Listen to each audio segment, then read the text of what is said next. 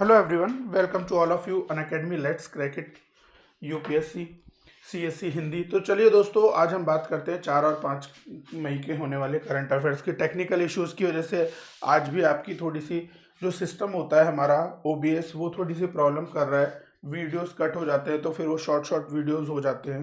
That will be big issues. तो इसीलिए मैं आपके लिए रिकॉर्डेड वीडियो, कंप्लीट वीडियो लेकर आया हूँ। तो चलो दोस्तों, फटाफट से स्टार्ट करते हैं ना। कोरोना अपडेट्स हम आपको बता चुके थे। 2.5 लाख लोगों की मृत्यु हो गई है। तो चलो, आज के हमारे न्यूज ऑफ द डे के अंदर हम बात करने वाले हैं, फटाफट टॉपिक पर आएंगे बिल्कुल बिना किसी देरी के। तो देखो, न्यूज ऑफ द डे में हमारे नाम सबमिट, पीएमआई, जीडीपी कॉन्ट्रैक्ट्स और इन सब चीज़ों की बात करेंगे। वैसे ही हमारे एडिटोरियल्स में आज हम कल का ग्लोबलाइजेशन वाला मुद्दा भी उठाएंगे पूरा। और उसके अलावा आपके डिप्लोमेसी के सारे ट्रैक्स की बात करेंगे, इनफॉर्मल सेक्टर, एजुकेशनल रिफॉर्म्स, बहुत अच्छे अच्छे आर्टिकल्स की आज हम बात करने वाले हैं। देखिए, Unacademy is the largest learning platform, जहां पर आप 80 से ज़्यादा एग्जाम्स की तैयारी कर सकते हैं। तो इन सभी एग्जाम्स की तैयारी आप यहाँ पर प्रॉपर वे में 100% सिलेबस कवरेज के साथ में कर पाएंगे। अनअकैडमी के लर्निंग ऐप को इंस्टॉल कर लो। इसके लिए फिर आप 1 साल का सब्सक्रिप्शन 40,000 में ले सकते हो और दूसरे साल का सब्सक्रिप्शन आप 48,000 में ले सकते हो। अगर आप ये referral code SS live use करोगे तो SS live referral code use करते आप 36,000 में 1 साल का सब्सक्रिप्शन ले पाओगे और 43,200 में आप 2 साल का सब्सक्रिप्शन ले सकते हो। ध्यान रखो, फाउंडेशन बैच वाले बच्चे आज से कोर्सेज को ज्वाइन कर सकते हो SS लाइव रेफरल कोड के साथ में। और आप टॉप 200 करंट अफेयर्स, जो कि प्रीलिम्स बूस्टर कोर्स है, इसे आप 11 मई से स्टार्ट होने वाला है, तो आप इसे जल्दी ज्वाइन कर सकते हो। बाकी पीडीएफ के लिए आपको ये टेलीग्राम चैनल ज्वाइन करना होगा और इन नंबर्स पर आप मुझे कांटेक्ट कर कर एडमिशन रिलेटेड कोई भी इंफॉर्मेशन अगर आपको चाहिए एडमिशन रिलेटेड, तो इन नंबर्स पर आप मुझे कांटेक्ट कर सकते हो।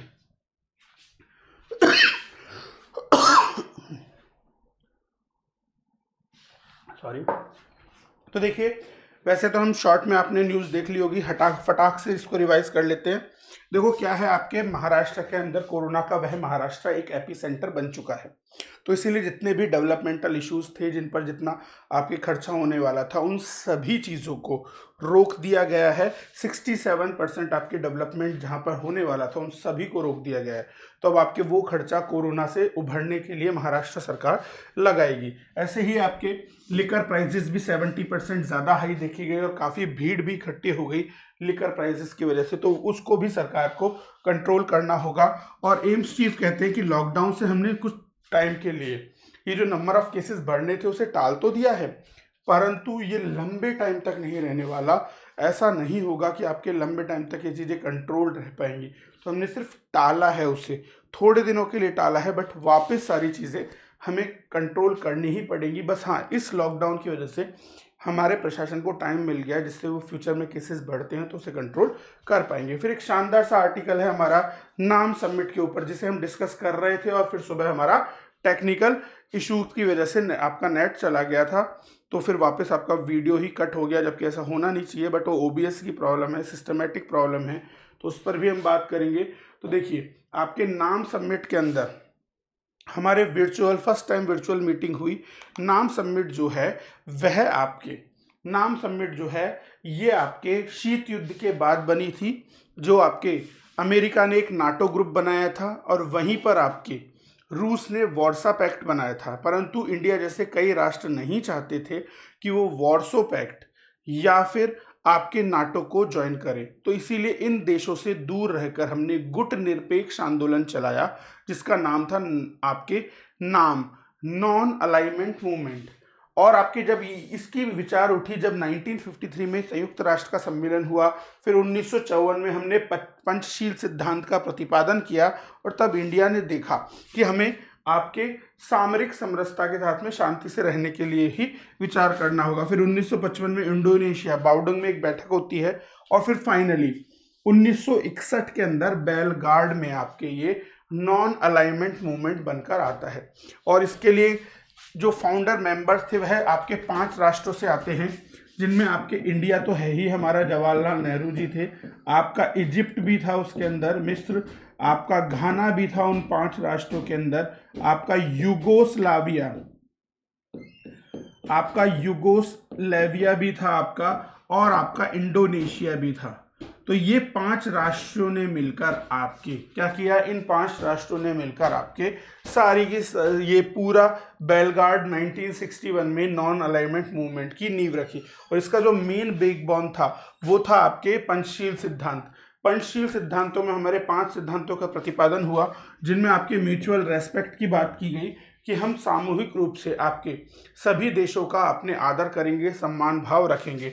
फिर हमने दूसरे मुद्दे पर पंचशील सिद्धांतों में पीसफुल कोएग्जिस्टेंस की बात हुई कि शांतिपूर्ण रूप से सह अस्तित्व बनाए रखा जाएगा। म्यूचुअल बेनिफिट पर भी हम कोई ऐसा कार्य नहीं करेंगे राष्ट्र जो कि आपके म्यूचुअल बेनिफिट को नुकसान पहुंचाता हो, सभी राष्ट्र आपस में मिलजुल कर कार्य करेंगे। फिर आपके नॉन इंटरफेरेंस पर हम किसी भी देश, किसी भी राष्ट्र के इंटरफेरेंस पर वर्क नहीं करेंगे। तो आपके ध्यान रखिएगा, नॉन इंटरफेरेंस पर भी चीज़ें आपके नहीं की जाएंगी। तो इसीलिए आप किसी भी देश के आर्थिक मामलों में या घरेलू मामलों में आप हस्तक्षेप नहीं कर सकते। तो ये अहस्तक्षेप की नीति भी हमने अपनाई। और नॉन एग्रेशन कि सभी राष्ट्रों के प्रति हम आक्रामक रहेंगे, हम आक्रामक रवैया नहीं अपनाएंगे अन्य राष्ट्रों के प्रति। तो नॉन एग्रेशन वाले जो मुद्दे हैं उसे हम नहीं अपनाएंगे। तो ये चीज़ ध्यान रखिएगा। तो ये 5 सिद्धांत थे जो हमारे 1954 में प्रतिपादित हुए, और हमारी विदेश नीति का आधार स्तंभ भी यही 5 बने हैं। नॉन अलाइनमेंट मूवमेंट में टोटल लगभग आपके 120 देशों का भी सदस्यता है, परंतु धीरे धीरे नॉन अलाइनमेंट मूवमेंट अपनी जो प्रासंगिकता है वह खोता हुआ नजर आ रहा है, क्योंकि नाटो देश और आपके जो वार्सा पैक्ट है वह भी अपनी प्रासंगिकता धीरे धीरे खो रहे हैं, और उन्हीं से बचने के लिए ये गुट निरपेक्ष बनाया गया था। पर हम इसको एक सहयोगात्मक रवैये से इसे यूज कर सकते हैं, और उसी सहयोगात्मक रवैये का नाम यूज किया है हमारे मोदी जी ने। जैसे कि हमारी जो अभी फर्स्ट वर्चुअल मीटिंग हुई है नाम समिट की, उसका मुद्दा है आतंकवाद, फेक न्यूज और घातक वायरस। आतंकवाद से बचने के लिए सभी राष्ट्रों को मिलकर कार्य करना होगा, और हमारे आतंकवाद विरोधी तत्वों पर हमें बहुत ही गहनता के साथ में विचार करना होगा। तो इन सब चीज़ों पर बात की गई। दूसरी आपके बात की गई है फेक न्यूज़ पर, कि साइबर क्राइम, साइबर इश्यूज और सोशल मीडिया की जो फेक न्यूज़ हैं उनसे भी हमें बचना चाहिए, क्योंकि उनसे भी हमारी संप्रभुता और हमारे देश की आंतरिक शांति पर नुकसान हो सकता है। और ऐसे ही घातक वायरस आपके तीसरा मुद्दा बनाया गया।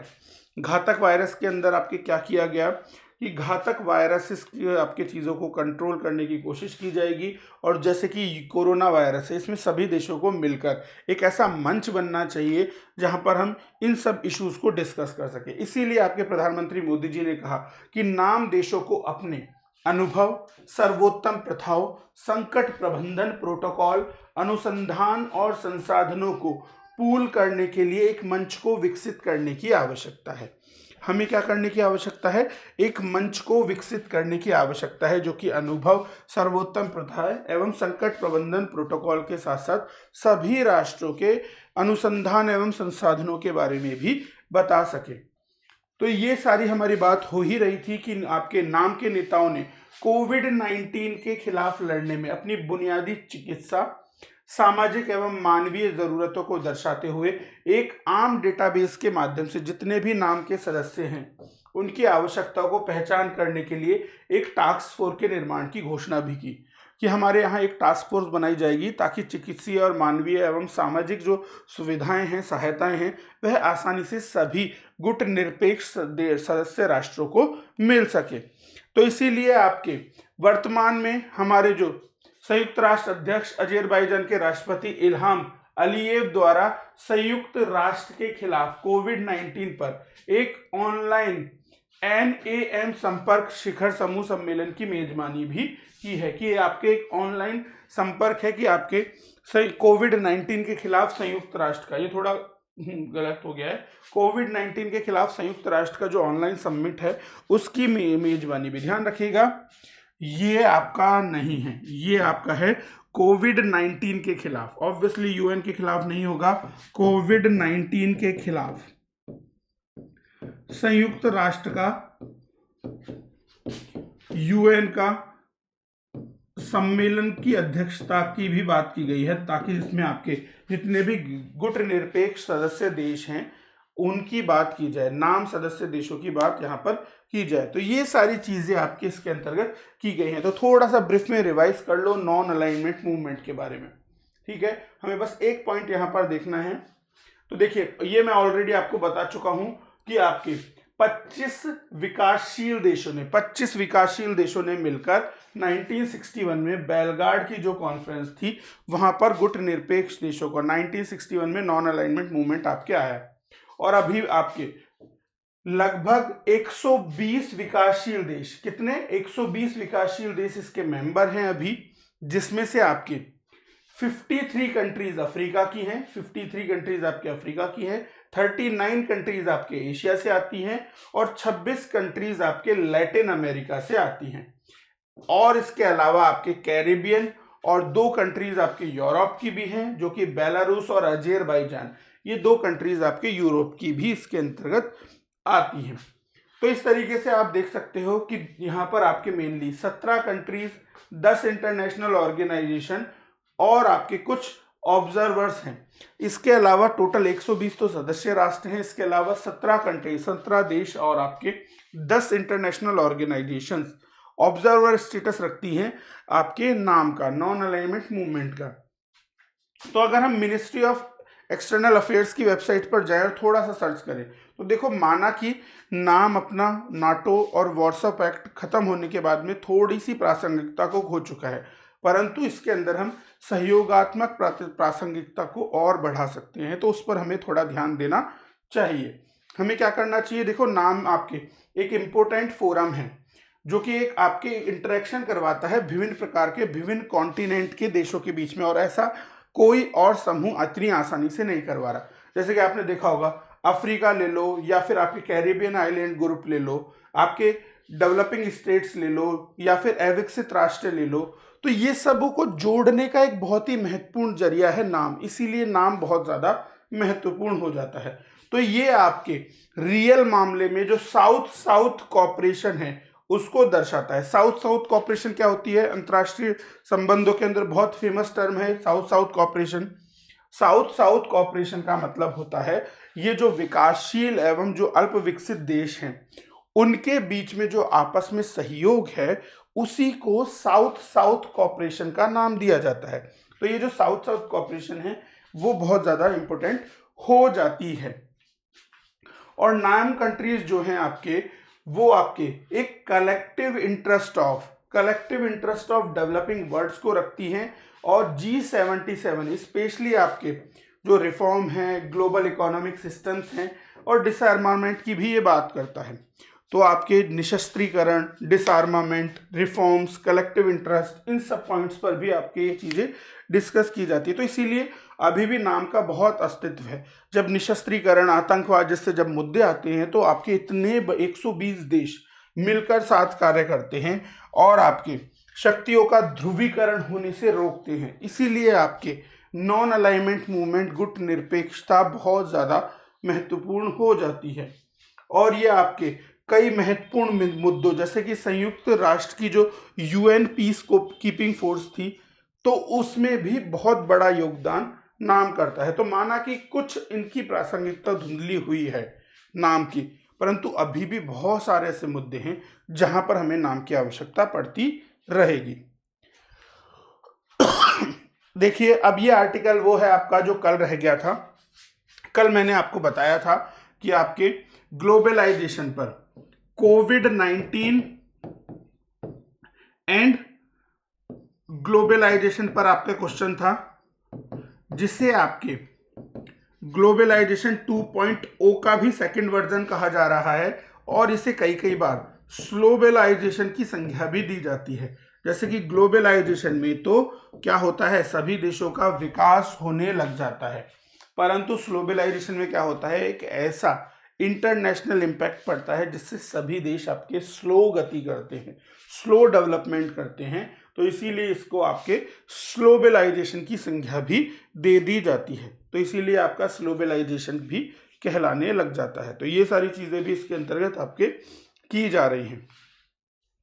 तो देखिए ग्लोबल, ये आपके इस पर एक बहुत अच्छा क्वेश्चन बन सकता है। क्वेश्चन पर ध्यान दीजिएगा कि यदि वैश्विक समुदाय को किसी भी संकट का सामना करना पड़ता है तो एक बहुपक्षीय वैश्विक व्यवस्था स्थापित करने की आवश्यकता है। आलोचनात्मक परीक्षण कीजिए कि हमारा जो पूरा वर्ल्ड है, ये जो पूरा वैश्विक समुदाय है, अगर इसे कोरोना हो या कोई महामारी हो या फिर कोई वर्ल्ड वॉर हो, किसी भी प्रकार की कोई भी समस्या हो, तो हमें एक ऐसे बहुपक्षीय मंच की आवश्यकता है जो कि पूरे विश्व में संतुलन पैदा कर सके। तो यहाँ पर आपके वैश्वीकरण के मायने बहुत अलग हो जाते हैं। तो पहले का वैश्वीकरण अलग था, अब वैश्वीकरण अलग हो रहा है। कहीं ना कहीं इस वैश्वीकरण के लाभ की बजाय हानियां भी देखी जा रही हैं। तो आखिर क्या क्या परिवर्तन हो रहे हैं इस वैश्वीकरण के अंदर, उस पर आपको आलोचनात्मक परीक्षण करना है। तो चलिए इन मुद्दों की बात करते हैं। तो सबसे पहले आप देखिए कि कोरोना की वजह से किस देश पर सबसे ज्यादा नुकसान हुआ। तो वहां पर आपके नाम आता है यूरोप का, यूरोपियन यूनियन का जो क्षेत्र है वहां पर सबसे ज्यादा नुकसान इसके अंतर्गत देखा गया। यूरोपियन यूनियन में आपके सबसे ज्यादा लॉस हुआ, जनधन की हानि हुई। और फिर दूसरे नंबर पर अमेरिका, यहाँ पर सबसे ज्यादा लॉस को झेलेगा। फिर आपके जापान आएगा, फिर कोरिया, वियतनाम, सिंगापुर, यूके और आपका मेक्सिको। तो यहाँ पर आप देख सकते हो इंडिया का नंबर भी है टॉप 15 लॉस मेकिंग कंट्रीज में आपकी इंडिया भी आएगी, परंतु चाइना इसमें नहीं है क्योंकि चाइना के पास अच्छा खासा फॉरेक्स रिजर्व है। तो ये सारे इश्यूज अभी चाइना के साथ नहीं होंगे, पर इसका बहुत बुरा इफेक्ट पड़ेगा खासकर यूरोपियन यूनियन, अमेरिका और कुछ विकसित राष्ट्र के देशों को। तो देखिए ऐसा नहीं है कि कोरोना आने के बाद में ये वैश्वीकरण की लहर विरोधी हुई है। ये वैश्वीकरण से लोग दूर जाना बहुत पहले स्टार्ट कर दिए थे। आपके संरक्षणवाद, प्रोटेक्शनिज्म की बात की जाए तो संरक्षणवाद, प्रोटेक्शनिज्म के मुद्दे पर भी यही चीज़ें सामने निकल कर आती हैं कि जो वैश्वीकरण की विरोधी लहर है वह बहुत पहले निकल चुकी थी, चल चुकी थी। तो जैसा कि आप देख सकते हैं 2008-9 में जब हमारा रिसेशन आया था, 2008-9 में जब आपका रिसेशन आया था, GFC, ग्लोबल फाइनेंशियल क्राइसिस, वैश्विक वित्तीय संकट के बाद में वैश्वीकरण ने अपना स्थिर होना स्टार्ट कर दिया था। लोग वैश्वीकरण को ज्यादा बढ़ाना नहीं चाहते थे बल्कि उसे कम करना चाहते थे और आपके संरक्षणवाद जैसे कॉन्सेप्ट आ गए थे, प्रोटेक्शनिज्म कि अपना संरक्षण करो। तो वही, और अब आपके कोरोना के बाद तो लोग, अब देश अपना खुद संरक्षणवाद पर बहुत ज्यादा ध्यान देंगे ही देंगे। तो देखिए इसमें कई कारण थे, जैसे आप कह सकते हो कई आयाम थे जिससे हम कह सकते हैं कि वैश्वीकरण विरोधी लहर उठ चुकी थी। पहला कारण व्यापार का धीमा वैश्वीकरण। आप देख सकते हो कि 1991 से वैश्विक जीडीपी के प्रतिशत के रूप में व्यापार 39 से बढ़कर 61% तक हो गया था 2008 तक। पर पिछले दशक में देखा गया कि 2008 में जो डेटा था व्यापार के योगदान का वह आज भी है। तो उसमें आपके पिछले एक दशक से के अंदर वह बिल्कुल स्थिर पाया गया कि इसमें कोई ऐसे बड़े आमूलचूल परिवर्तन नहीं हुए हैं। और इसी तरह व्यक्तिगत प्रेषण प्रवाह, रेमिटेंसेस में पहले वृद्धि आपके सकल घरेलू उत्पाद का लगभग 0.75% पर ही चपट गया है, वहीं पर आपके रुक गया है। तो रेमिटेंसेस भी जहां पर वैश्व में बहुत ज्यादा होना चाहिए था, वहां पर आपके इतना ज्यादा तेजी से यह बढ़ नहीं पा रहा है। तो रेमिटेंसेस भी आपका बहुत ज्यादा स्थिर होता हुआ हमें यहाँ पर नजर आ रहा है। वहीं पर आपके वस्तु और पूंजी के वैश्वीकरण में एक महान ठहराव के भी कई कारण देखे जा रहे हैं कि एक बहुत बड़ा ठहराव सा नजर आ रहा है आपके वस्तु और पूंजी के वैश्वीकरण में। तो ये सारी समस्याएं भी आपको नजर आ ही रही हैं कि आपके वस्तु और पूंजी के वैश्वीकरण में भी एक ठहराव सा, एक रुकावट सी आपके नजर आती हुई प्रतीत होती है। तो ये चीजें भी आपके देखी जा रही हैं। इसके अलावा आप देख सकते हो कि सभी देश, समाज, लोग वैश्वीकरण से समान रूप से लाभान्वित नहीं हुए हैं। खासकर जो विकसित राष्ट्र थे वो आपके बहुत ज्यादा लाभान्वित हुए हैं क्योंकि उनका जो औद्योगिकीकरण हुआ था उसे उन्होंने विश्व में सभी जगह तक फैला दिया। जैसे कि चाइना है, उसने आपका क्या किया, अपने मैन्युफैक्चरिंग हब से पूरे वर्ल्ड को कब कैप्चर कर लिया, पूरे वर्ल्ड का मैन्युफैक्चर कंट्रोल कर लिया। बिल्कुल वैसे ही आपके यूरोप और आपके जो अमेरिका है उसने भी बहुत फायदा उठाए। फिर वहीं हम बात करें अल्प विकसित या अविकसित राष्ट्रों की, जिनमें आपके अफ्रीका जैसे देश आते हैं, अफ्रीका के बहुत सारे देश आते हैं, तो वहां पर आपके ये ग्लोबलाइजेशन का प्रभाव नगण्य ही देखा गया, या फिर कभी कभी तो नेगेटिव भी देखा गया। तो इसीलिए आपके लोग वैश्वीकरण से दूर जाना चाहते हैं। और आपके वैश्वीकरण से दूर जाने का सबसे बड़ा एग्जाम्पल आपको मिलता है ब्रेग्जिट। ब्रिटेन आपकी यूरोपियन यूनियन से अलग हो गया, तो ब्रेग्जिट भी हमें देखने को मिला। और आपके यूएसए की जो प्राथमिकता की जो नीतियां हैं उनमें भी कई चीजें परिलक्षित होती हैं। जैसे कि आपने देखा होगा यूएसए ने आपके यूनेस्को से बाहर निकल गया अमेरिका, तो यहां पर भी आपके यूएसए की प्राथमिकता नजर आती है। आपका अमेरिका जलवायु परिवर्तन को नहीं मानता है, तो यहां पर भी उसकी प्राथमिकता अपने ही राष्ट्र के प्रति है, तो ये चीजें भी नजर आ रही हैं। वहीं पर आपके ट्रांस पैसिफिक पार्टनरशिप में भी चीजें नजर आ रही हैं।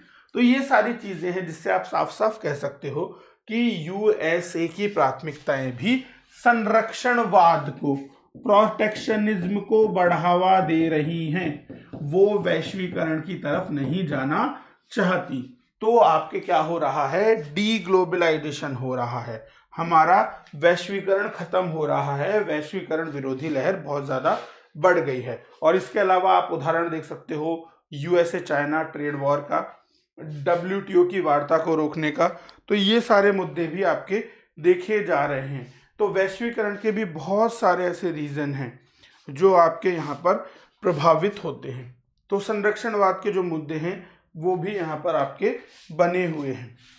तो ध्यान रखिएगा, आपके जो सूचना को धीमा करना है ये एक अगला कारण हो जाता है, जिसकी वजह से आपके वैश्वीकरण में समस्याएं उत्पन्न हो रही हैं।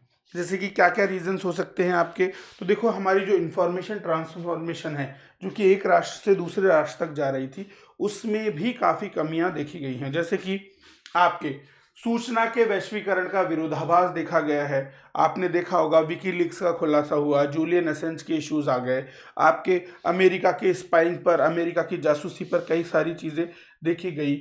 तो वो सारे मुद्दे ऐसे हैं जहां पर आपके सूचना का धीमा वैश्वीकरण सबसे ज़्यादा प्रभावित कर रहा है। वहीं पर आप देख सकते हो कि एक और जानकारी जहां पहले से ही कहीं अधिक उपलब्ध थी, और वहीं दूसरी ओर व्यक्तिगत जानकारियों पर अधिक निगरानी रखी गई, जासूसी की गई। तो इसीलिए भी हम वैश्वीकरण के मुद्दों से दूर हट रहे हैं, क्योंकि जैसे कि अमेरिका का जीपीएस हम यूज़ करते हैं तो अमेरिका आसानी से जासूसी कर सकता है। तो इसीलिए सभी देश अपनी ही टेक्नोलॉजी को डेवलप करने में लग गए और हम फिर डी ग्लोबलाइजेशन की तरफ बढ़ने लग गए। और जैसा कि 2003 की आपने सार्स की महामारी, सीवियर एक्यूट रेस्पिरेटरी सिंड्रोम के अंदर आपने देखा था कि यहाँ पर आपके बड़े पैमाने पर आपके महामारी जैसी जो चीज़ें हैं वह वैश्वीकरण के ज़माने में बहुत आसानी से फैल सकती हैं। तो सभी लोग, देश इससे दूर जाना चाहेंगे। और इसके अलावा आपके बहुत सारी हमारी भावनाएं हैं, राष्ट्रीयकरण की ऐसी चीज़ें हैं जो हमें बहुत ज़्यादा नेगेटिवली इम्पैक्ट किए हुए हैं, तो उन पर भी आपको ध्यान देना चाहिए।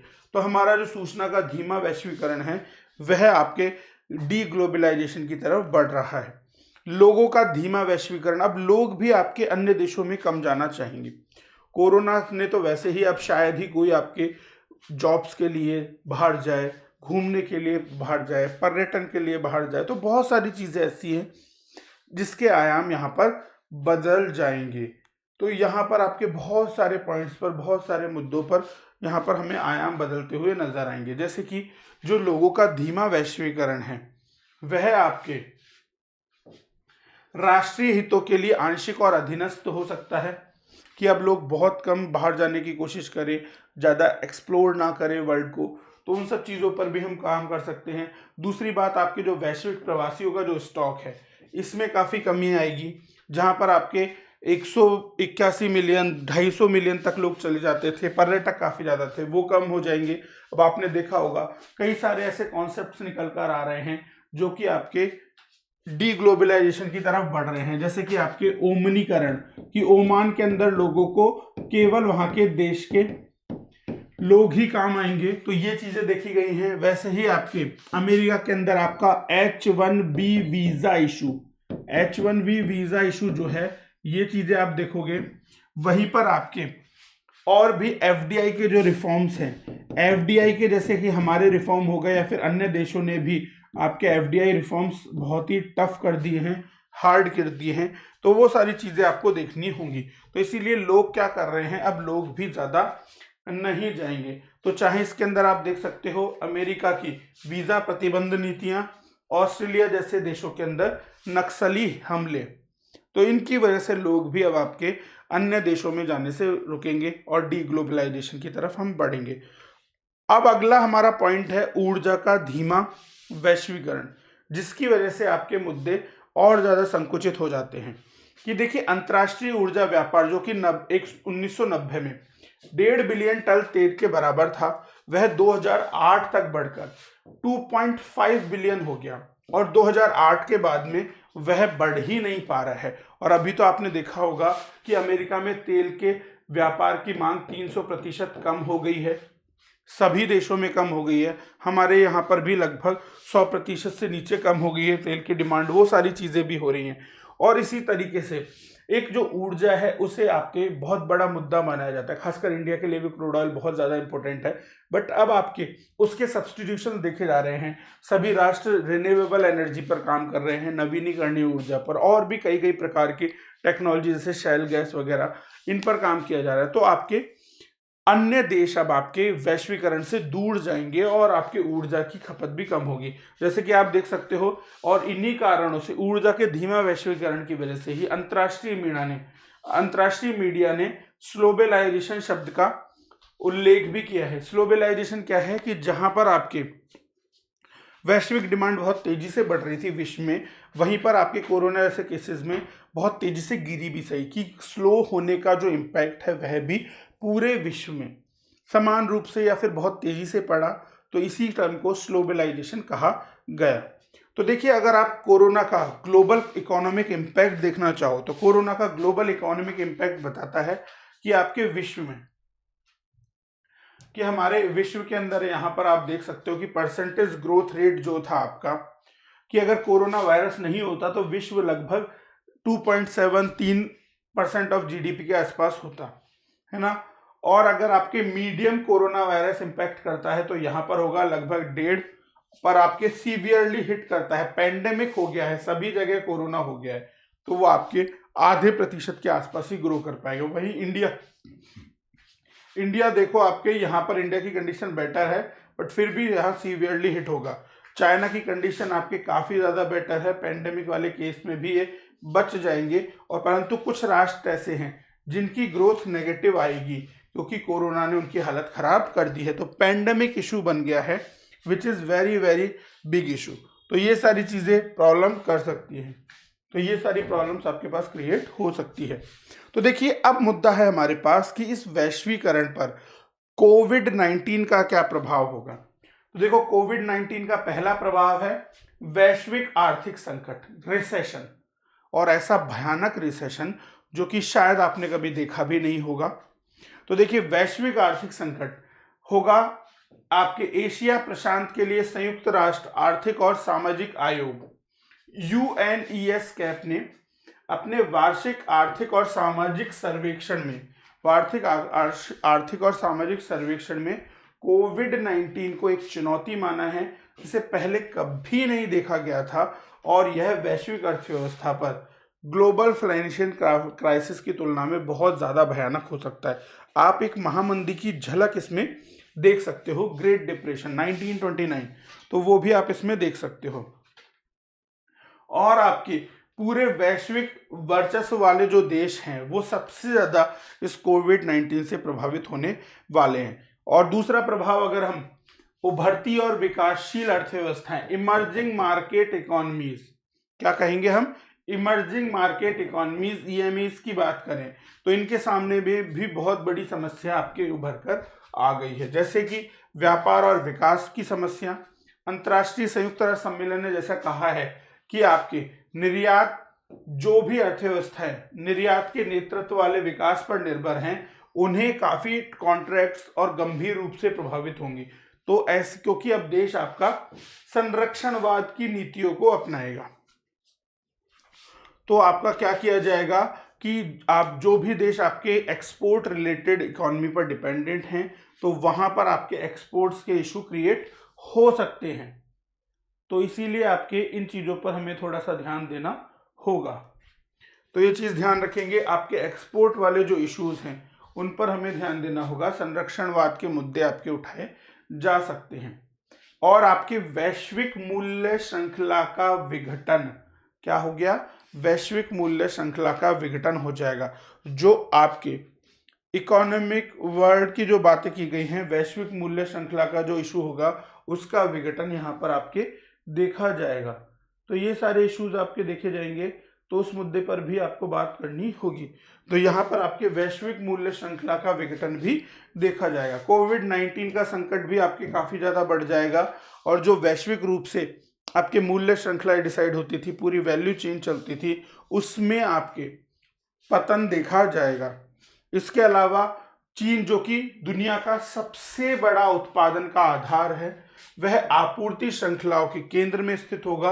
और कोरोना वायरस के प्रकोप के बाद जो कंपनियां चीन पर निर्भर थी, वो आपके चीन से दूर जा सकती है। जैसा कि आपने देखा होगा, चीन के अंदर जो एफडीआई आई थी, एप्पल की, माइक्रोसॉफ्ट की, बड़ी बड़ी कंपनियों की, वो सब अपने ऑफिस को शिफ्ट कर रहे हैं। चीन से आपके चीज शिफ्ट की जा रही हैं और आपके वह वियतनाम की तरफ बढ़ रहे हैं। तो ये सारी चीजें आपको देखा जाएगा। आयात आपके वापस लिया जा सकता है, आयात इंपोर्ट में प्रॉब्लम्स हो सकती है, इंपोर्ट के मायने बदल जाएंगे।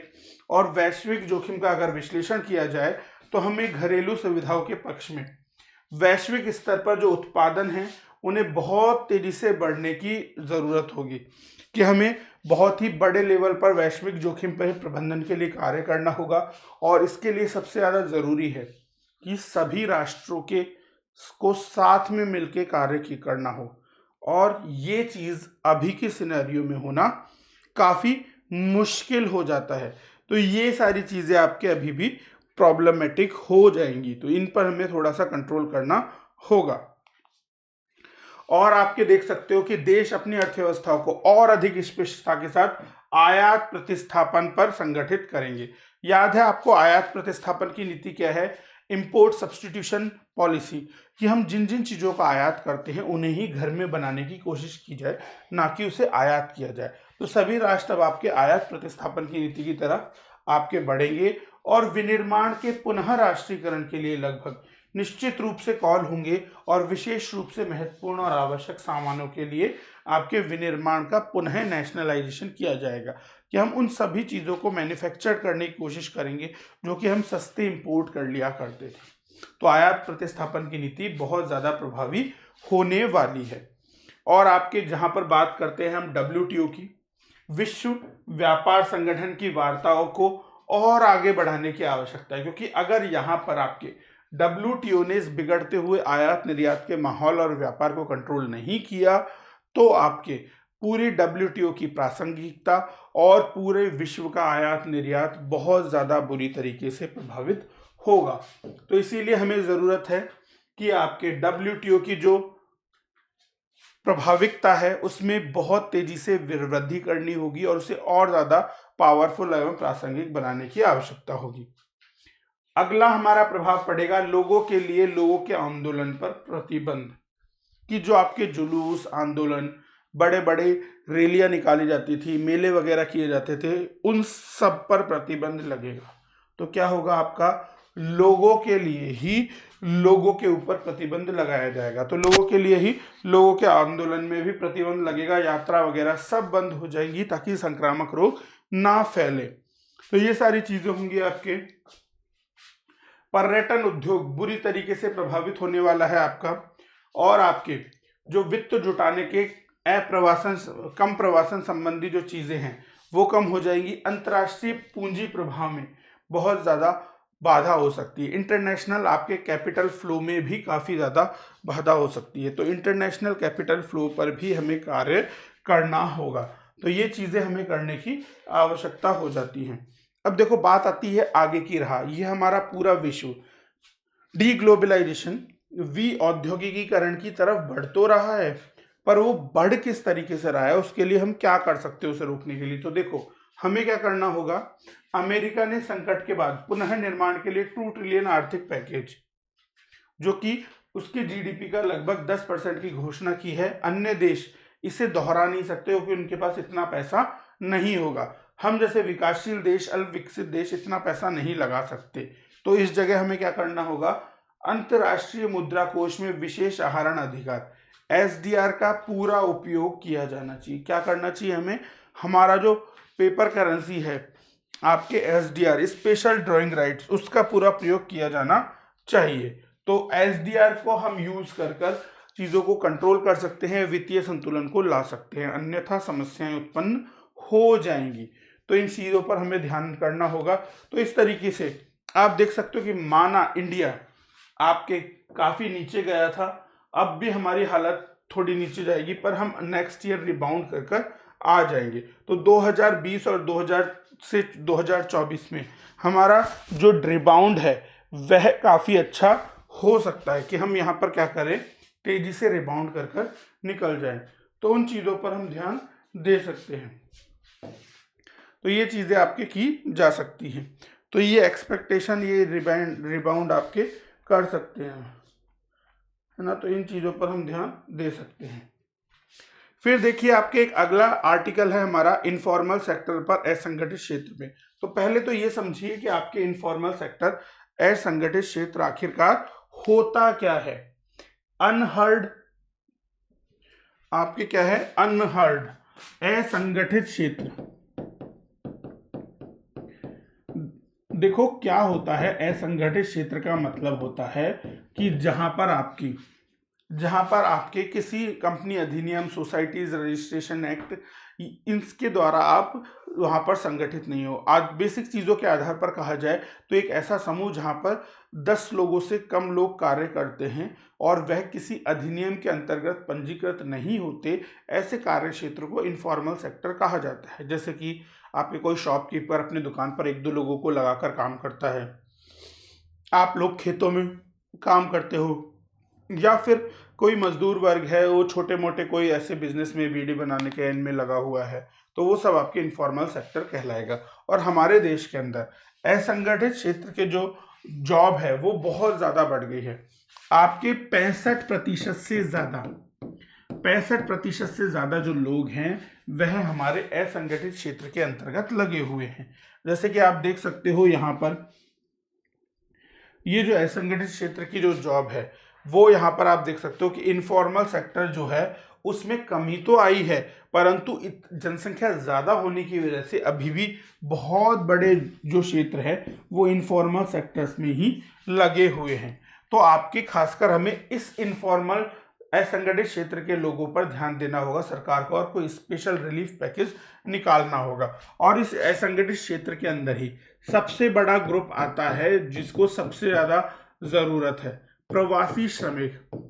तो हमें आपके अभी क्या करना चाहिए,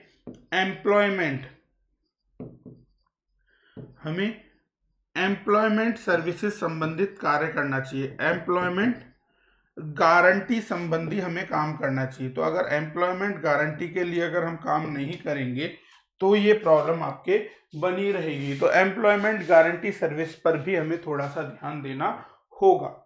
तो ये अगर ध्यान नहीं दिया तो प्रॉब्लम्स और ज़्यादा क्रिटिकल्स हो सकती है। तो आपको एम्प्लॉयमेंट जैसे कि जीएसटी के नॉर्म पर ध्यान देना होगा, आपके वर्क फ्रॉम होम जैसे कॉन्सेप्ट्स हैं, और खासकर जो वर्क के लिए जो जिस इंडस्ट्रीज में जो असंगठित क्षेत्र के काम कर रहे हैं उनकी पूरी प्रोफाइलिंग की जानी चाहिए। तो इस तरीके के मुद्दों पर यहाँ पर बात की गई है। और यहाँ पर आप देख सकते हो कि formal versus informal job. Formal job वो जहाँ पर आपको नियमित सैलरी मिलती है, महीने के एंड पर आपको फिक्स सैलरी मिल जाती है, और आपके विभिन्न प्रकार की स्वास्थ्य बीमा और भी बहुत सारे जो सेवाएं हैं आपको दी जाती हैं, वो होते हैं फॉर्मल सेक्टर्स। तो यहाँ पर फॉर्मल इनफॉर्मल सेक्टर्स की अगर बात की जाए तो देखिए यहाँ पर इनफॉर्मल सेक्टर्स में जॉब्स का जो क्रिएशन है वह आपके कम हो रहा है, परंतु फिर भी आपके यहाँ पर डेटा कम होने की वजह से कई सारे ऐसे पॉइंट्स हैं जो बता रहे हैं कि अब हमारा जैसे ही कोरोना आ गया है, असंगठित क्षेत्र का प्रसार होगा। क्या होगा आपका? असंगठित क्षेत्र का प्रसार देखा जाएगा। तो आपके असंगठित क्षेत्र का प्रसार भी हमें देखने को मिलेगा। तो ये सारी चीजें आपके हो जाएंगी। और वहां पर अगर मैं ग्रामीण क्षेत्र और शहरी क्षेत्र के बीच में अगर मैं तुलना करूं तो आपके नॉन एग्रीकल्चर सेक्टर के अंदर देखा जाए, अकृषि क्षेत्र में देखा जाए, तो तुम्हारे इनफॉर्मल सेक्टर भी अकृषि क्षेत्र का लगभग काफी 50% से ज्यादा का जो पार्ट है वो आपके इनफॉर्मल सेक्टर्स का ही देखा जाता है। और नॉन एग्रीकल्चर सेक्टर में हमारे असंगठित क्षेत्र बहुत ज्यादा बड़ा है। तो ध्यान रखिएगा, आपके प्रधानमंत्री मानधन योजना जो है वह आपके इनफॉर्मल सेक्टर के लिए ही है, पर हमें उसके अभी दायरे बढ़ाने होंगे। किसके? प्रधानमंत्री मानधन योजना जैसी चीजों के, प्रधानमंत्री मानधन योजना के हमें क्या करने होंगे? दायरे बढ़ाने की आवश्यकता है। सभी को पता होगा इसके अंदर कि 18 से 40 वर्ष की उम्र के अंदर आप स्वैच्छिक रूप से पेंशन योजना है ये, इसे ज्वाइन कर सकते हो। 55 से 200 रुपए के बीच में आपको मंथली प्रीमियम देनी होगी और इतना ही पैसे का योगदान सरकार भी करेगी। और फिर आपको 60 साल के बाद में 3000 रुपये पर मंथ मिलने लग जाएंगे। तो ये आपके प्रधानमंत्री मानधन योजना है। अब उसे हमें रोजगार के क्षेत्र में और बढ़ाना होगा। इन्हीं सभी मुद्दों पर बात की गई है। चलिए, फिर आपका ये एक आर्टिकल है जिसके अंदर आपके जम्मू कश्मीर के मुद्दे को उठाया गया है। ग्रिम रिमाइंडर कि हमारा जो J&K का मुद्दा है वह अभी आपके सुलझा नहीं है। ठीक है, J&K का मुद्दा अभी आपके सुलझा नहीं है। इसमें हमारे पास 2 आपके आपातकाल लग रहे हैं। ध्यान रखिएगा, 2 इमरजेंसीज यहां पर लग रही हैं। तो आपके 2 आपातकाल यहां पर लग रहे हैं। कौन कौन से 2 आपातकाल लग रहे हैं? एक आपका जम्मू कश्मीर का जो अनुच्छेद 370 है उसके अंतर्गत आपके आपातकाल लग रहा है जम्मू कश्मीर में। और दूसरा आपका जिससे आपके एग्जीक्यूटिव इमरजेंसी की श्रेणी दी जाती है, धारा 144, जो कि कोरोना वायरस की वजह से लगी हुई है। आपके एग्जीक्यूटिव कार्यपालिका, आपके एग्जीक्यूटिव इमरजेंसी, तो जो एग्जीक्यूटिव इमरजेंसी जैसी चीजें हैं वह भी की जा रही है। तो ये तो आपके धारा 144 जो लग रही है उसकी वजह से हो गई, जो कि कोरोना की वजह से होगी। और आपके अनुच्छेद 370 तो है ही है। तो इसी की वजह से जैसे रिसेंटली हमारे एक मेजर और कर्नल की मौत हो गई आपके गन बैटल के अंदर, तो उस पर आपको ध्यान देना चाहिए कि ये अभी भी बहुत ही वायलेंट इशू है। माना कि कोरोना की समस्या काफी ज्यादा है, परंतु इतने बड़े वायलेंट इश्यूज पर हम साइलेंट नहीं रह सकते। तो इस पर आपको भी ग्रिम रिमाइंडर है, जो कि आपके इस डेथ के बाद में पता चल ही गया होगा, तो उस पर भी आपको ध्यान देना होगा। फिर देखिए, यहाँ पर एक अच्छा सा आर्टिकल है जिसमें ज्यादा कुछ इंफॉर्मेशन और डिटेल तो नहीं है, बस यही बात आपकी कही गई है कि जो कोरोना वायरस है इसमें हमारे एजुकेशन सिस्टम, जो कि आपके विभिन्न प्रकार के जाति समुदाय इन सबको बांधे हुए था, अगर वह आपके ऑनलाइन हो जाता है तो हमारे पास कई प्रकार की समस्याएं निकल कर आएंगी। जैसे कि सबसे बड़ी समस्या क्या होगी कि एक हम इवैल्यूएशन कैसे करें, क्या क्या समस्याएं होंगी, उन मुद्दों पर आप ध्यान रखो कि ऑनलाइन सिस्टम अगर हम करते हैं तो उसकी वजह से समस्याएं हो जाएंगी। एक तो मूल्यांकन, सही प्रकार का मूल्यांकन किस तरीके से किया जाएगा, मूल्यांकन की सटीकता का प्रमाणीकरण का सटीक प्रमाणन होना बहुत ज्यादा मुश्किल हो जाएगा। ये दूसरी बड़ी प्रॉब्लम है। फिर आपके सामाजिक समरसता वाले जो मुद्दे हैं उन पर काफी आक्षेप लग सकते हैं, क्योंकि हमें स्कूल ही एक ऐसी जगह थी जो कि हमें सामाजिक सौहार्द को दर्शा था। तो सामाजिक सौहार्द जो है वो हमें स्कूल से ही सीखने को मिलता था। अब आपके सामाजिक सौहार्द हम किस प्रकार से सीखेंगे, वो एक बड़ा बिग चैलेंज हो जाएगा। तो सामाजिक सौहार्द को सीखना भी अब घर बैठे तो आप सीख नहीं सकते, क्योंकि जब आप स्कूल में जाते हो तो हर जाति धर्म और अमीर गरीब सब आपके इक्वल हो जाते हैं, पर अब वो चीज़ें आप घर बैठकर नहीं देख सकते। और इसके अलावा भी आपके शैक्षणिक विधियाँ, आपके बिहेवियरल नॉलेज, बहुत सारे ऐसे मुद्दे हैं व्यवहारात्मक जहाँ पर आपकी चीज़ें की जाएंगी, तो व्यवहारिक ज्ञान में कमी आ सकती है। तो आपके व्यवहारिक ज्ञान की कमी भी देखी जा सकती है। तो ये सारे ऐसे मुद्दे हैं जो आपके उठेंगे। तो देखिए हमारा जो एजुकेशन सिस्टम है इंडिया का, वो हमारे इंडिया का जो एजुकेशन सिस्टम है वो आपके प्राइमरी लेवल यानी कि आपके लगभग 6 से 10 साल की एज, लगभग 5वीं कक्षा तक। सेकेंडरी लेवल होता है आपके 11 से 15 साल की उम्र तक, लगभग आपके क्लास 6 से लेकर क्लास 10th। हायर सेकेंडरी होता है 11वीं 12वीं, और फिर हमारा होता है ग्रेजुएशन, जो कि प्रोफेशनल डिग्रियां 4 साल की होती हैं। आपके नॉर्मल डिग्रियां आपके क्या होती हैं, जो 3 साल की होती हैं, और मेडिकल डिग्रियां 5 साल की होती हैं। पोस्ट ग्रेजुएशन जो आपके 1 से लेकर 3 साल तक की होती है। तो ये हमारा पूरा प्रोसेस है। तो इसमें हमें कुछ चेंजेस करने की जरूरत पड़ेगी, क्योंकि अब मानसिक विकास बच्चों का अलग अलग तरीके से हो रहा है। फिर दूसरी समस्या हमारे इंडिया में आ जाती है स्कूल फुटप्रिंट की। स्कूल फुटप्रिंट क्या होता है? हमारे स्कूल फुटप्रिंट का मतलब ये है कि हमारे यहाँ पर जो स्कूल्स हैं वो काफ़ी ज़्यादा कम है, और उनमें भी गुणवत्ता वाले स्कूल्स काफ़ी कम हैं, कि हमारे जो स्कूलों की जो छाप है एजुकेशन पर वो नहीं पड़ रही है। हमारे देश के 15 लाख स्कूल वो काम नहीं कर पाते जो चाइना के सिर्फ 5 लाख स्कूल कर सकते हैं। तो जो आपके छाप छूट रही है स्कूल फुटप्रिंट के एजुकेशन पर, उसे परिवर्तित करने की, एफिशिएंसी, गुणवत्ता की बात हमें करनी चाहिए। अब गुणवत्ता में हमने शाला दर्पण और एकल विद्यालय अभियान, आपके RMSA, ऐसी सारी चीजें की है, पर इन्हें और ज्यादा सही तरीके से करने की आवश्यकता है। और यहाँ देख सकते हो कि स्टूडेंट टू टीचर रेशियो की अगर बात की जाए तो स्टूडेंट पर टीचर आपके इंडिया में 35.22 है, जबकि आपके चाइना के अंदर 23.65 है, और आपके विश्व में भी 23.65 है। हमारे यहाँ टीचर ज़्यादा हैं पर एजुकेशन कम है, एफिशिएंसी कम है। तो हमें सेल्फ लर्निंग की कैपेसिटी को बढ़ाना होगा, तो उस चीज़ों पर भी हमें ध्यान देना होगा। तो सेल्फ लर्निंग हमारे यहाँ बढ़ाने की ज़्यादा आवश्यकता हो जाती है। और फिर अगर आप देख सकते हो कि अगर हमारा इवैल्यूएशन किया जाए, ABC रिपोर्ट निकाली जाए कि बच्चों को कितना आता है, तो यहाँ पर हमें देखने को पता पड़ता है कि आपके केवल 50% ही 5वीं क्लास में ऐसे बच्चे थे जो कि आपके शब्दों को पढ़ सकते थे, समझ सकते थे, कि 50% बच्चे नहीं कर पा रहे थे। और आपके इसके अलावा आपके यहाँ पर आपने देखा कि जो हमारी रीडिंग एबिलिटी है वह आपके सीधे 10% पॉइंट जम कर गई केरला और आपके हिमाचल प्रदेश और अन्य क्षेत्रों में। तो वहां पर भी हमें ध्यान देने की आवश्यकता हो जाती है। तो जो आपके जंपिंग है उस पर भी ध्यान देना होगा। लर्निंग डेफिसिट बहुत ज़्यादा है, खासकर गवर्नमेंट स्कूल्स की पढ़ाई में, और आपके प्राइवेट स्कूल्स की पढ़ाई में बहुत बहुत बड़ा गैप देखा गया है, उसे कंट्रोल करने की आवश्यकता है। और साथ साथ आपके प्राइवेट स्कूल्स के अंदर जो एनरोलमेंट है वो बहुत ज़्यादा बढ़ गया है, क्योंकि आपके प्राइवेट स्कूल्स में ही सब लोगों को पढ़ाना चाहते हैं। स्कूल हमारे जो इतना बड़ा इंफ्रास्ट्रक्चर है सरकारी स्कूलों का वो इनएफिशिएंट है, असक्षम सा नज़र आ रहा है। और वैसे ही आपके मणिपुर और हरियाणा के अंदर तो और भी कई प्रकार की समस्याएं देखी गई हैं, जहां पर सामाजिक भेदभाव भी एक बहुत बड़ा रोल अदा करते हैं। तो इस तरीके से हमारे देश की ABC रिपोर्ट भी ठीक नहीं है। तो हमें ज़रूरत है रिफॉर्म्स इन हायर एजुकेशन की। हमें क्या क्या रिफॉर्म्स की ज़रूरत होगी? हमें रिफॉर्म्स में ज़रूरत होगी आपके स्वायत्तता की। हमें कुछ देश इंस्टीट्यूशंस को ऑटोनॉमी देनी होगी, स्वायत्तता देनी होगी।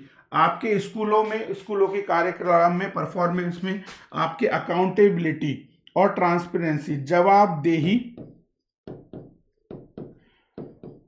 जवाबदेहता एवं आपके पारदर्शिता की कमी देखी गई है। तो ये हमें देने होंगे, ये हमें पारदर्शिता बनाने होंगे। और हमारे पास जो इनोवेशन है, रचनात्मकता, अनुसंधान एवं उद्यमशीलता पर हमें विकास करना होगा। तो ये हमें हमारे स्कूल सिस्टम में, एजुकेशन में रिफॉर्म की जरूरत है। और स्कूलों को एक शिक्षा का व्यवसायीकरण नहीं होना चाहिए। It should be A social responsibility. तो आपके स्कूलों का सामाजिक उत्तरदायित्व निभाने की आवश्यकता है। क्या करने की आवश्यकता है? सामाजिक उत्तरदायित्व निभाने की आवश्यकता है, सोशल रेस्पॉन्सिबिलिटी। और आपके स्कूलों के अंदर जो एम्प्लॉयबिलिटी है उसके भी सही मानदंड होने चाहिए। आपके क्या होने चाहिए, आपके रोजगार के आदर्श मानक स्थापित होने चाहिए। अगर आपके रोजगारों के आदर्श मानक स्थापित नहीं हुए तो हमारे एजुकेशन सिस्टम को गड़बड़ हो सकता है। तो ये सारी चीजें हमें करनी होंगी एजुकेशन रिफॉर्म्स में, शिक्षा सुधारों में, तब कहीं जाकर हम आगे बढ़ सकते हैं और हमारी शिक्षा को सुधार सकते हैं। तो इसे भी सुधारने की आवश्यकता आपके होगी। फिर एक अगला आर्टिकल है हमारा डिप्लोमेसी, ट्रैक ऑफ डिप्लोमेसी, जिसके अंदर आपके कहा गया है, अच्छा आर्टिकल है पर इसमें केवल डिप्लोमेसी कितने प्रकार की होती है वो हमें देखना है। तो यहां पर हमें पता चलेगा कूटनीति के प्रकार, कूटनीति के प्रकार कितने हैं, इस पर हम चर्चा करेंगे कि कितने प्रकार की आपके कूटनीति होती है। तो कूटनीति के प्रकार यहां पर आपको देखने को मिलेंगे। तो यहां पर आपके पहली बात तो ये की गई है कि आपका जो साउथ ब्लॉक है, यानी कि जो हमारे आईआर को देखने वाला जो ब्लॉक है, उसमें हमें कोविड-19 के का फायदा उठाकर हमें जो वैश्विक बंधुत्व की भावना है, जो आपकी परस्पर कंट्रीब्यूशन की भावना है, उसे बढ़ाना होगा। अगर ये हम कर लेते हैं तो ये हमारी एक डिप्लोमेटिक जीत होगी, ये हमारी एक सॉफ्ट पावर की, सॉफ्ट पावर का मतलब आपको पता ही होगा कि इंडिया की सभी लोग रेस्पेक्ट करते हैं, सभी देश रेस्पेक्ट करते हैं, क्योंकि हमारे कल्चर की वजह से, हमारे आदर्शों की वजह से, हमारी विश्व गुरु होने की महिमा की वजह से। तो इसीलिए आपके हमें उस सॉफ्ट पावर का यूज करते हुए कॉपरेशन को बढ़ाना चाहिए। तो ये हमारे लिए एक वर्चुअल डिप्लोमेसी के नए आयाम खोलेगा। तो चलिए सबसे पहले देखते हैं ट्रैक्स ऑफ डिप्लोमेसी क्या है।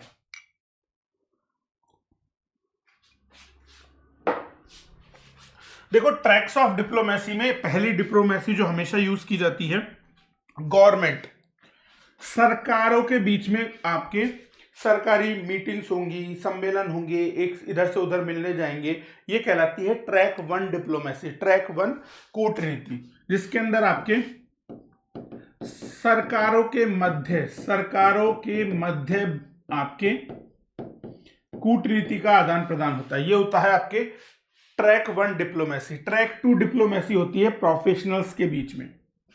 प्रोफेशनल्स के बीच में कैसा होगा कि हमारे जैसे कि रतन टाटा जी अमेरिका जा रहे हैं, वहां से कुछ सीख के आ रहे हैं, वहां से वो लोग आपके इधर आ रहे हैं।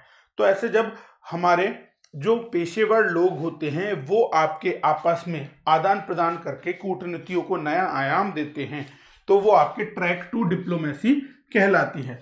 ट्रैक 3 डिप्लोमेसी आधारित होती है आपके बिजनेस के ऊपर कि कूटनीति आपके किस प्रकार से की जाएगी। तो उन सभी चीज़ों पर आपके ट्रैक 3 डिप्लोमेसी आधारित होती है।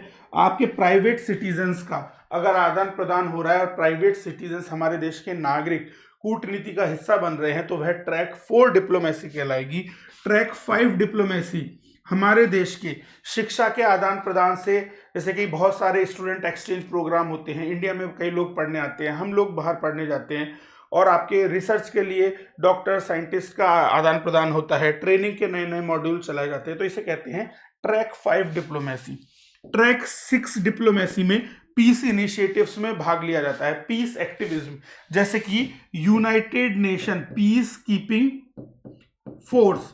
याद है आपको श्रीलंका के अंदर हमारे काफी पर्सोनेल, काफी लोग आपके यूनाइटेड नेशन संयुक्त राष्ट्र की पीस कीपिंग फोर्स के अंतर्गत गए थे। तो जब भी कोई ऐसे शांति स्थापना होती है और उसमें जो जो राष्ट्र मिलकर कार्य करते हैं, और इस प्रकार की फिर वो जो कूटनीति होती है जो कि पीस एक्टिविज्म, शांति स्थापित करने के लिए होती है, उसे कहते हैं ट्रैक 6 डिप्लोमेसी।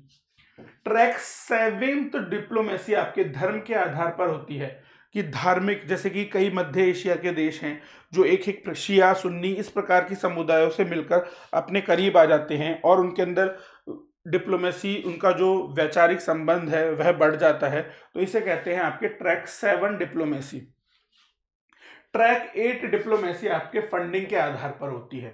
कैसे? जैसे कि कई राष्ट्र आपके अन्य देशों को कुछ अनुदान देते रहते हैं, तो वो उस पर आपके निर्धारित रहते हैं, उसे कहते हैं ट्रैक 9 डिप्लोमेसी। जैसे कि हम भूटान को देते हैं, कॉमनवेल्थ हमें देता है, ऐसे अमेरिका हमें पहले कुछ फंडिंग देता था, ब्रिटेन आपकी कुछ फंडिंग हमें देता है, जापान हमें कुछ देता है। तो ये सब क्या है, आपके ट्रैक 8 डिप्लोमेसी, ये सब फंडिंग आपके ट्रैक 8 डिप्लोमेसी का भाग है। और ट्रैक 9 डिप्लोमेसी होती है, वो होती है आपके मीडिया एवं पब्लिक ओपिनियन के पर आधारित, कि मीडिया, एक देश की मीडिया दूसरे देश की मीडिया से संवाद करे और आपके राजनीतिक संबंधों को बढ़ाने में समर्थन करे। तो इस प्रकार की डिप्लोमेसी को ट्रैक 9 डिप्लोमेसी कहा जाएगा, जो कि मीडिया और पब्लिक ओपिनियन पर आधारित होती है। तो ये आपके ट्रैक्स ऑफ डिप्लोमेसी हैं। अब आपने एक चीज और सुनी होगी, ट्रैक 1.5 डिप्लोमेसी। क्या? Track 1.5 diplomacy. तो ट्रैक 1.5 डिप्लोमेसी जो होती है, कूटनीति जो होती है आपके, वह क्या होती है, जिसके अंदर आपके मेडिटेशन प्लस डायलॉग दोनों चल रहे हों, कि किसी मुद्दे पर दोनों देशों के अंदर समझौते की करार भी हो रहे हों और संवाद भी चल रहे हों। तो यह अंतर्राष्ट्रीय स्तर पर आपके संवाद भी हो रहे हों। तो इसके अंदर क्या होता है, सरकारें, जो ट्रैक 1 हमारी डिप्लोमेसी है, सरकारों की मीटिंग हो रही हो, डिप्लोमेसी हो रही है, और साथ साथ किसी मुद्दे पर संवाद भी हो रहा हो, जैसे कि कुछ सुलझाया जा रहा हो, जैसे कि इंडिया चाइना इशू होता है तो हम मिलकर चीज़ों को सुलझा रहे हैं, डेयर टाइप की आपकी डिप्लोमेसी हो जाएगी, ट्रैक 1.5 डिप्लोमेसी से कहा जाएगा। चलिए, अब आपके एक न्यूज़ है कि सेंसस कोविड-19 में बुरी तरीके से क्रैश कर चुका है और 2002 पॉइंट आपके सेंसस जो है वो गिर चुका है, काफ़ी बुरा इम्पैक्ट आ रहा है। और यही सारे डेटा हमें दिए हैं standard and Poor's, SP500 index ने, और BSC ने भी यही मानक दिखाए हैं। और जो निफ्टी का आपका सेंसेक्स है, सेंसिटिविटी इंडेक्स है, वह भी आपके बुरी तरीके से क्रैश हो रहा है। तो इन तीनों ही स्टॉक एक्सचेंज के इंडिकेटर्स बता रहे हैं कि लॉकडाउन टेंशन काफी सीवियर होने वाला है। फिर वहीं अगली न्यूज में आपके जो इकरा एक रेटिंग एजेंसी है, ICRA क्या है, इकरा एक रेटिंग एजेंसी है, जो आपके बता रही है कि GDP आपके टू कॉन्ट्रैक्ट अप टू 20% इन जून का क्वार्टर।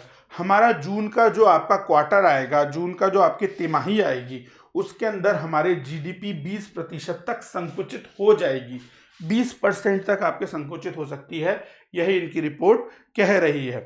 फिर आपके लॉकडाउन इफेक्ट में हमारे विनिर्माण उद्योग पर बहुत फर्क पड़ा है, और इसी वजह से जो हमारा PMI है, PMI क्या होता है, आपके परचेजिंग मैन्युफैक्चरर्स इंडेक्स, जो आपकी परचेजिंग मैन्युफैक्चरर्स इंडेक्स है, वह काफी कम हो गया है। तो इस पर ध्यान देने की आवश्यकता है। तो पहले ये समझो PMI क्या है, प्रीलिम्स स्पेशल, प्रीलिम्स में आपके पूछा जा सकता है PMI क्या है। तो देखिए, PMI एक व्यावसायिक गतिविधि को देखने का एक संकेतक है, एक इंडिकेटर है, जो विनिर्माण एवं सेवा क्षेत्रों में जो भी व्यावसायिक गतिविधियां होती, ध्यान रखिएगा कृषि क्षेत्र में नहीं, केवल विनिर्माण और सेवा क्षेत्र में की गतिविधियों को देखने का एक संकेतक है। और यह सर्वेक्षण आधारित उपाय है, जो कि आपके पिछले महीने की तुलना में आपके प्रमुख व्यावसायिक वेरिएबल्स में क्या क्या बदलाव हुए हैं, उसे PMI परचेजिंग मैन्युफैक्चरर्स इंडेक्स के द्वारा देखा जाता है। इसकी गणना विनिर्माण और सेवा क्षेत्रों के लिए अलग अलग की जाती है, और फिर एक समग्र सूचकांक मिलाकर बना दिया जाता है। तो ये आपके बताया जाता है कि PMI क्या है, आपके सेवा क्षेत्र और विनिर्माण के लिए अलग अलग बनाया जाता है, फिर लास्ट में हम उसे जोड़ देते हैं। इसके अंदर PMI इंडेक्स की संख्या होती है 0 से लेकर 100 तक। जो भी आपके 50 से ज्यादा PMI इंडेक्स लाता है, 50 से ऊपर PMI पिछले महीने की तुलना में विस्तार का प्रतिनिधित्व करता है। अगर ग्रेटर देन PMI की जो वैल्यू है वो आपके 50 से ज्यादा आ रही है, यानी कि आपकी अर्थव्यवस्था विस्तार कर रही है, आपके फैल रही है, वृद्धि कर रही है। और PMI से कम अगर आपके आती है तो आपकी अर्थव्यवस्था संकुचन में है। क्या है, आपकी अर्थव्यवस्था सिकुड़ रही है, अर्थव्यवस्था कम हो रही है, तो आपकी क्या हो रहा है, संकुचन हो रहा है, कॉन्ट्रैक्शन हो रहा है। और 50 अगर रीडिंग आती है तो यानी कोई बदलाव नहीं है, ना तो मेरी अर्थव्यवस्था बढ़ रही है, विस्तारवादी भी नहीं है, और ना ही संकुचनकारी है, अगर PMI आपके 50 है तो ये सारी चीजें आपके दिखाता है। और अगर पिछले महीने का PMI आपके इस महीने के PMI से अधिक है, तो यह हमारी अर्थव्यवस्था को अनुबंधित बताता है कि हमारी अर्थव्यवस्था क्या है, प्रसार जहां होना चाहिए था वही नहीं हुआ, वो रुक गई, यानी कि कॉन्ट्रैक्टेड हो गई, संकुचित हो गई। तो ये चीज़ आपके दिखाई जाती है। और हर महीने के शुरुआत में पीएमआई, परचेजिंग मैन्युफैक्चरर्स इंडेक्स निकाल दिया जाता है। तो ये सारी चीज़ें आपकी बताई गई। फिर आपके इकोनॉमी का एक और आर्टिकल है जिसमें आपके वही बात की गई है कि हमारे देश से जो एफपीआई है, एफपीआई क्या होता है सभी को पता होना चाहिए, फॉरेन पोर्टफोलियो इन्वेस्टमेंट, विदेशी पोर्टफोलियो निवेशक। तो जो आपके फॉरेन पोर्टफोलियो निवेशक है, क्या क्या होते हैं फॉरेन पोर्टफोलियो निवेशक? आपका फॉरेन पोर्टफोलियो निवेश जो होता है वह काफी कम हो रहा है हमारा, 88% तक आपके कम हो गया है। कैसे हो गया है, क्यों हो गया है, इसकी बात करें तो देखो कोरोना की वजह से हमारे देश से जो लोगों ने पैसा जो लगा रखा था उसे निकाल कर वो है ले जा रहे हैं, तो वो पैसा हमारे यहाँ पर जा रहा है। और ये पैसा कभी भी जो एफपीआई होता है वह रजिस्टर्ड संस्थाओं के द्वारा ऐसे आदमी लगाते हैं जो कि हमारे सेबी में रजिस्टर्ड नहीं होते, इसलिए वो पैसा कभी भी लगा लेते हैं, कभी भी निकाल लेते हैं। और इसीलिए इस करेंसी को हॉट करेंसी, उष्ण मुद्रा कहा जाता है। तो हमारे देश से 88% की जो उष्ण मुद्रा है एफपीआई के जरिए जो आई थी वह निकल रही है। यह सारी चीजें आपके बताई गई हैं। फिर आपके एग्रीकल्चर के अंदर एक चीज बताई गई है कि माना लॉकडाउन है फिर भी हमारे जो उर्वरक है, फर्टिलाइजर्स की खपत में 45% की वृद्धि हुई है, कि हमारे किसान भाई अभी भी अंधाधुन आपके फर्टिलाइजर्स को डाल रहे हैं। और जो फर्टिलाइजर्स ऐसे अंधाधुन डालेंगे तो आपके कृषि पर तो प्रभाव पड़ेगा ही पड़ेगा, साथ साथ सरकार पर सब्सिडी अनुदान में वृद्धि होगी, सहायकी में वृद्धि होगी आपके, क्योंकि फर्टिलाइजर्स पर काफी सब्सिडी दी जाती है। तो यहाँ पर सरकार को जरूरत है रैशनलाइजेशन ऑफ सब्सिडी करने की, सहायकी का युक्तिकरण करने की, उसे युक्ति संगत बनाने की आवश्यकता है। तो इस चीज पर आपके ध्यान दिया जाना चाहिए। तो ये सारे पॉइंट्स आपको बताइए। तो चलो दोस्तों आज के लिए इतना ही करते हैं। ध्यान रखिएगा फाउंडेशन बैच आपके आज से स्टार्ट हो रहे हैं, तो फाउंडेशन बैच को आप ज्वाइन कर सकते हो। प्रीलिम्स बूस्टर कोर्स आपका 11 मई से स्टार्ट है, तो एसएस लाइव रेफरल कोड के साथ में इसे आप ज्वाइन कर सकते हैं। पीडीएफ आपको यहां पर अवेलेबल हो जाएगी, इन नंबर्स पर आप हमें कांटेक्ट बिल्कुल कर सकते हैं। एडमिशन रिलेटेड कोई भी इंफॉर्मेशन अगर आपको चाहिए तो आप बिल्कुल हमें कांटेक्ट कर सकते हो। तो thank you to all of you guys and please like and share the video.